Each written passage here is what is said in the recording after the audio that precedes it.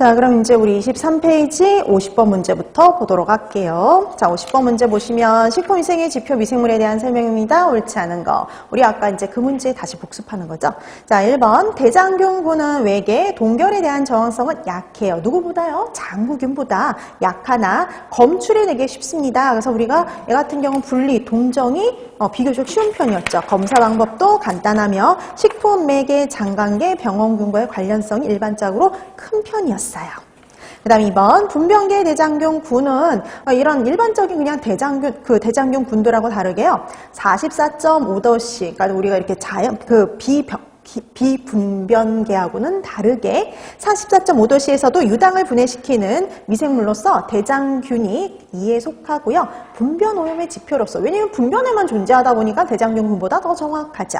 그 다음에 3번 대장균군의 분포가 반드시 분변 오염과 일치하지 않는 경우가 있는 것과 달리 장구균의 분포는 사랑, 가축의 분변에 의한 오염과 관계가 상당히 높은 편이다 라고 얘기를 했었죠.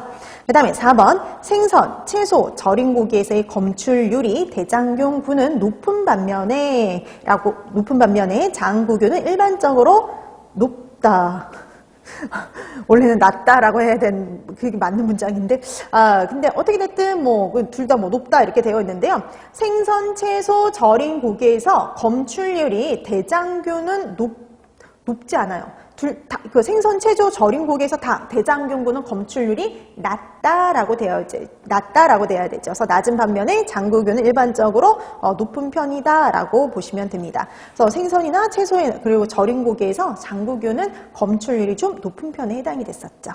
자, 그에 비해서 대장균군은 낮은 편이었습니다. 그래서 50번에 옳지 않은 거 4번이 되죠. 그래서 50번의 답 4번이었어요. 그 다음에 51번 여기서부터 이제 식품의 변질과 관련된 말이 나옵니다. 변질. 자, 우리 식품의 변질과 관련해서는 여러분들 우선 용어들을 알아두셔야죠. 변질은 어떤 성분이, 식품에 있던 어떤 성분이 변하느냐에 따라서 부패, 변패, 산패, 그리고 그 다음에 발효라고 얘기를 하죠. 근데 그러니까 사람에게 유용한 성분이 만들어지는 경우는 발효라는 말을 쓰고요. 그 외에도 갈변이라는 용어가 있었어요.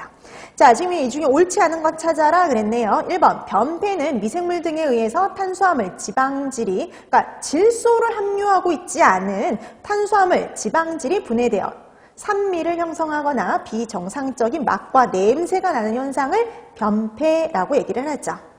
자, 그 다음에 2번 지방질이 산소, 햇볕, 금속, 효소, 세균 등의 작용으로 인해서 산화되는 현상으로 산소 분압이 낮으면 속도가 빨라진다. 자, 산소 분압이 낮아지면 산소가 많아야지 산화가 잘 일어나겠죠. 그래서 얘는 산소 분압이 높으면 이렇게 돼야 돼요. 그래서 산소 분압이 높으면 속도가 빨라진다 이렇게 돼야 되겠죠. 그래서 옳지 않은 거 2번입니다. 그럼 3번, 4번 맞겠죠? 한번 보세요. 발효는 탄수화물이 미생물의 분해작용으로 사람에게 유용한 유기산이나 알코올, 아미노산 등이 생성되는 걸 우리가 발효라고 얘기를 하고요. 부패는 단백질과 질소, 화합물을 함유한 식품이 자기소와 부패세균의 효소작용에 의해 분해되어 가식성을 잃는 현상을 가지고는 부패라고 얘기를 했었죠. 그래서 각각의 용어 확인해 두시면 됩니다.